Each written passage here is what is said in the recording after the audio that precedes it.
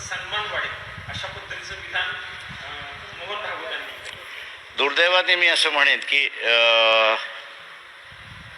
सावरकरांवरचा माझा लेख असणारा मोहन भागवतांनी वाचलेला नाही किंवा वाचला असेल तर मुद्दामून ते असणार आहेत. There are two faces of Savarkar, एक क्रांतिकारी सावरकर आणि एक ब्रिटिशांना मदत करणारे सावरकर त्या सगळ्या ह्याच्यामध्ये.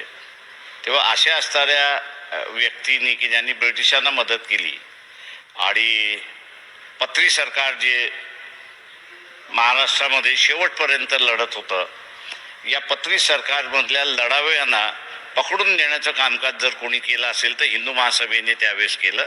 आणि एकाचं असणारं विधान होतं की हे आम्ही आमच्या प्रमुखाच्या सांगण्यावरनं करतोय.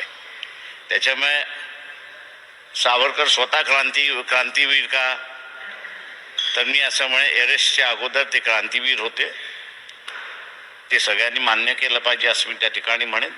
पण जेलमधून सुटल्यानंतर त्यांची संघटना जी होती, हिंदू महासभा जी होती, त्यांनी पत्री सरकार उदाहरण म्हणून देतोय की पत्री सरकारमधले जे लढावी होते त्यांना सगळं पकडून देण्याचं सातारा, सांगली, कोल्हापूर या भागामध्ये आपल्याला असणारं उदाहरणं आजही त्या ठिकाणी मिळतात की ज्यांच्या कुटुंबाला पकडून देणारे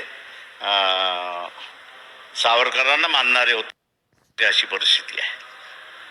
त्याच्यामुळे अशा व्यक्तींना भारतरत्न द्यावं असं मी त्या ठिकाणी मानत नाही.